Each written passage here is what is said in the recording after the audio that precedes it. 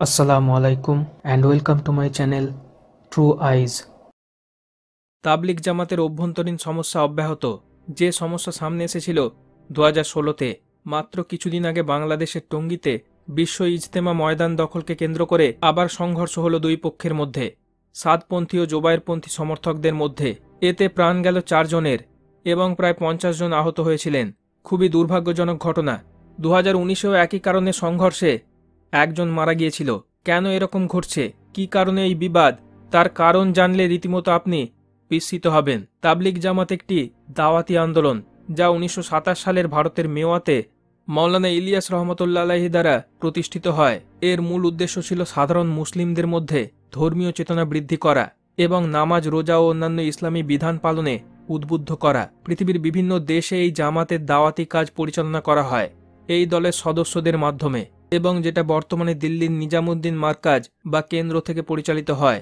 নিজামুদ্দিন মার্কাজ তাবলিগ জামাতের ইতিহাসের এক গুরুত্বপূর্ণ স্থান এবং এটি বিশ্বজুড়ে তাবলিগের সদস্যদের জন্য একটি গুরুত্বপূর্ণ উপদেষ্টা কেন্দ্র হিসেবে কাজ করে। এছাড়া আছে শুরা সদস্যরা, শুরা বা পরামর্শ পরিষদ। এর সদস্যরা সংগঠনের নীতি নির্ধারণ ও দাওয়াতি কার্যক্রম পরিচালনায় গুরুত্বপূর্ণ ভূমিকা পালন করেন। তবে শুরা সদস্যদের নির্দিষ্ট তালিকা সাধারণত প্রকাশ করা হয় না এবং সময়ের সাথে সাথে এই সদস্যদের মধ্যে পরিবর্তন ঘটে। এখন 2016 সালের পর থেকে এই সংগঠনের মধ্যে মতবিরোধ, সংঘর্ষ এই বিষয়গুলো মাথাচাড়া দিয়েছে এবং বিষয়টা খুবই গুরুত্বপূর্ণ হয়ে দাঁড়িয়েছে মুসলিম উম্মার জন্যে। এই দলের সমর্থকদের অনেকেই কনফিউজড, কোন দিকে যাবে, কাকে সাপোর্ট করবে। মূলত সংঘর্ষ হচ্ছে সাদপন্থী ও জোবায়েরপন্থীদের মধ্যে। মাওলানা সাদ কান্দালভি মাওলানা ইলিয়াস রহমতুল্লাহ আলাইহির প্রপৌত্র অর্থাৎ গ্রেট গ্র্যান্ডসান। সাদ কান্দালভি কিছু বিষয়ে তার নিজস্ব মতামত প্রকাশ করেন যা বিতর্কের জন্ম দেয়। সাদের বিরুদ্ধে অভিযোগ ছিল তিনি তাবলিগের মূল নীতি পরিবর্তনের চেষ্টা করেছেন এবং তার বক্তব্যগুলো কখনো কখনো ইসলামী মূলনীতি থেকে সরে গেছে বলে মনে করা হয়। তিনি এরকম কিছু কিছু বক্তব্য, যেমন তাবলিগের কাজ ছিল নবীদের মূল কাজ, যা সব ইবাদতের চেয়ে উত্তম, দাওয়াত ছাড়া ঈমান পরিপূর্ণ হয় না, এই রকম বিভিন্ন ধর্মীয় বিষয়ে তার বক্তব্যকে অনেক আলেম ইসলামী শিক্ষা ও তাবলিগের মূলনীতির বিপরীত মনে করেন। এগুলো নিয়ে ভারতের দারুল উলুম দেওবন্দ সহ অন্যান্য বড় মাদ্রাসা ও আলেমদের সঙ্গে তার মতবিরোধ হয়। এই মতবিরোধ ধীরে ধীরে তাবলিগ জামাতের অভ্যন্তরে বিভক্তি রূপ নেয়। সাদের মতবাদ ও নেতৃত্বের শৈলী নিয়ে অনেক সমালোচনা হয় যা দ্বন্দ্বের সূচনা করে। আন্তর্জাতিক পর্যায়ে তাবলিগের নেতৃত্ব কে দেবেন তা নিয়েও বিরোধ দেখা দেয়। এক পক্ষ সাদকে সমর্থন করে আর এক পক্ষ তাকে বাদ দেওয়ার দাবি জানায়। এভাবেই বিভাজন শুরু হয়েছিল। মূলত দুই পক্ষ, একদিকে সাদপন্থীরা আর অপরদিকে কিছু প্রতিবাদী শুরা সদস্যরা। তেমনই একজন শুরা সদস্য হলেন বাংলাদেশের মাওলানা জুবায়ের আহমেদ। দীর্ঘদিন ধরে তাবলিগ জামাতের দাওয়াতি কার্যক্রমে সক্রিয় ভূমিকা পালন করছেন ইনি। তাবলিগ জামাতের অভ্যন্তরে মতবিরোধের কারণে বাংলাদেশে দুটি প্রধান গ্রুপের উদ্ভব হয়। একটি মাওলানা সাদ কান্দালভির অনুসারে, অন্যটি মাওলানা জুবায়ের আহমেদের নেতৃত্বাধীন। এই দুই গ্রুপের সদস্যদের মধ্যেই বিশ্ব ইজতেমার ময়দান দখল নিয়ে সংঘর্ষের মতো ঘটনা ঘটেছে। পাকিস্তান, দক্ষিণ আফ্রিকা, কেনিয়া এই সব দেশেও এই দুই গ্রুপের মধ্যে মতবিরোধ আছে, তবে সেটা বাংলাদেশের মতো ভয়াবহ পর্যায়ে পৌঁছায়নি। ওই জায়গাগুলোতে স্থানীয় মুসলিম সম্প্রদায় শান্তিপূর্ণভাবে এই মতবিরোধ সমাধানের চেষ্টা করেছে। আসলেই কেন এরকম ঘটছে, এই সব দেখে শুনে আশাহত হয়ে অনেকেই এই দল পরিত্যাগ করছে।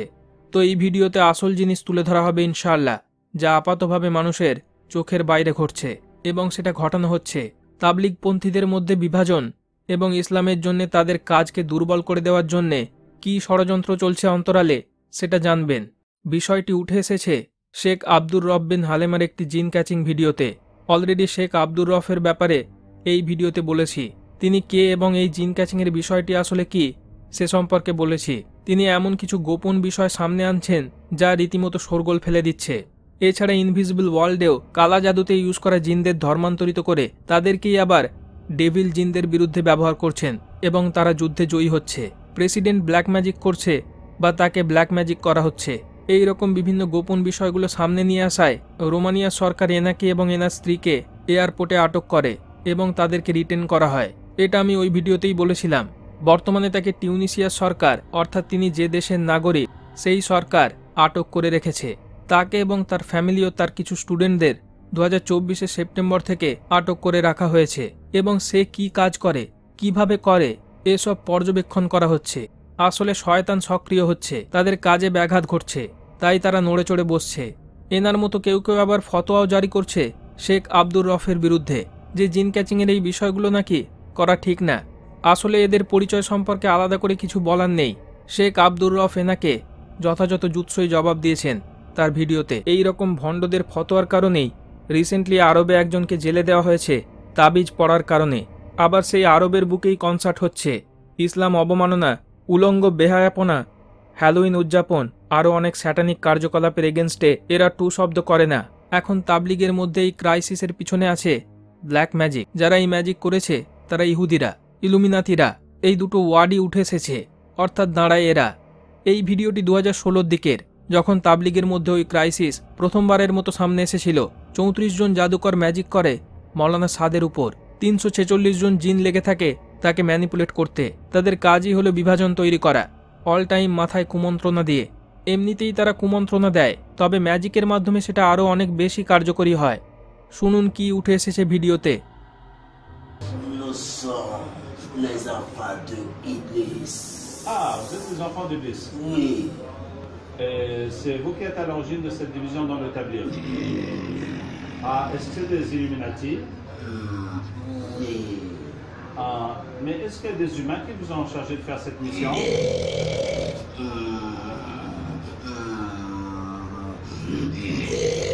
oui, Donc, il y a des humains qui vous ont chargé de diriger le tablir. oui, Et vous êtes allé parler dans leur tête et faire des histoires jusqu'à ce que vous l'Église. oui, ce sont des Israéliens. On ne fait pas de tablique. On ne fait pas de tablique. On ne fait pas. Vous êtes qui?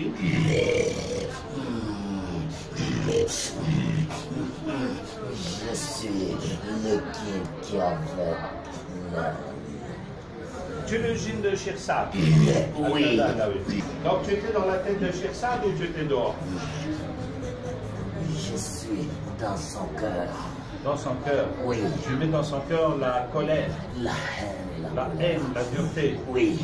Ben, tu as fait du bon travail. Alors, c'est la sorcellerie qui t'a fait rentrer. Oui. D'accord. Est-ce qu'il y avait des points faibles, des négligences chez les tabliers qui vous ont permis de réussir tout ça? Oui. C'est quoi? Il y a la nervosité. Ah, il y a la Ce nerf nervosité. entre eux. Ah, ah.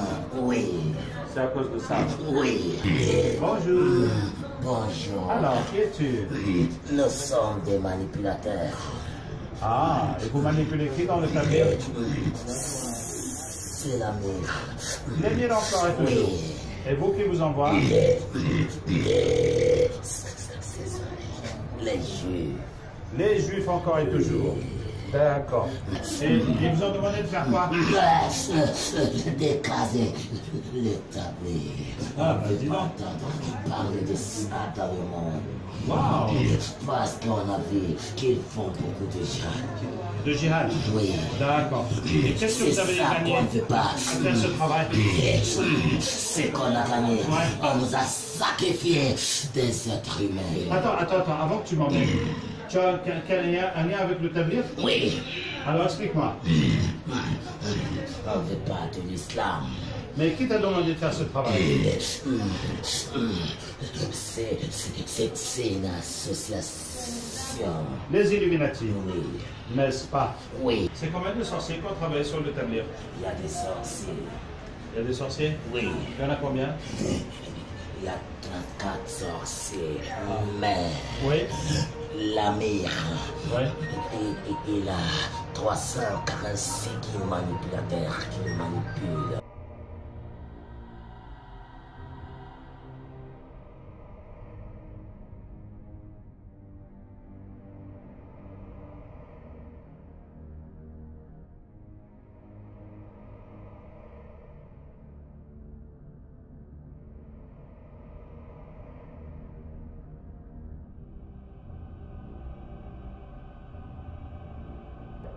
तो उन्होंने फिर एक मजलिस time की Raymond के पहले इज्तिमा के बाद पीर के दिन, जिसमें इज्तमाइयत और शूरा की अहमियत इस पर बात हो जाए और कुछ नाम तजवीज़ कर दिए जाएं।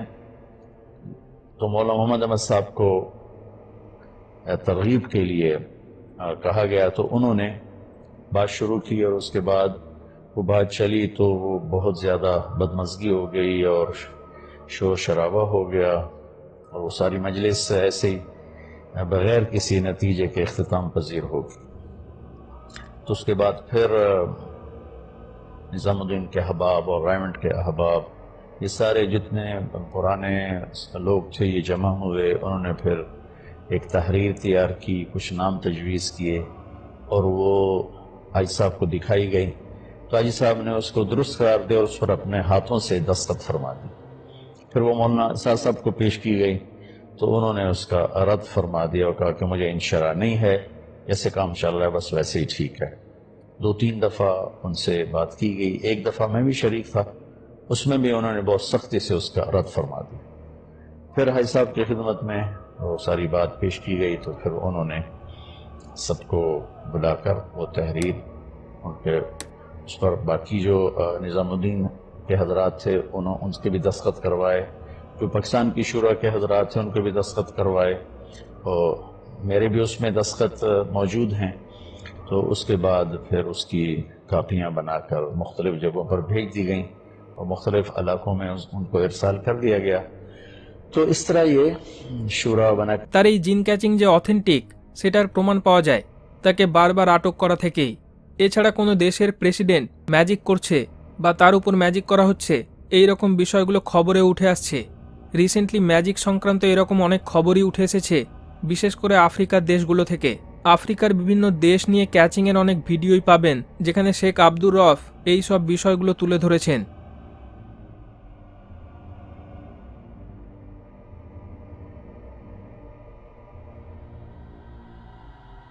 ইনি সেই কিছু আর্মিদের মধ্যে একজন যারা সত্যের জন্য লড়াই করছেন, ইমাম মাহাদি আলাইসাল্লামের আর্মি।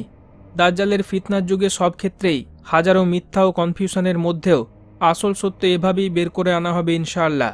এই ভিডিওটি বানানোর একটি প্রধান কারণ হলো এটা শুধু তাবলিগ জামাতের জন্য না, আরও অনেক ইসলামিক মুভমেন্টের জন্যও সত্য, যারা প্রকৃতভাবেই মানুষকে তার সৃষ্টিকর্তার প্রতি ধাবিত করতে দাওয়াতের কাজ করছে, বা এমনকি যারা কোনো ভালো কাজ করতে চায়, মানুষের উপকার করতে চায় সত্যিকার অর্থেই।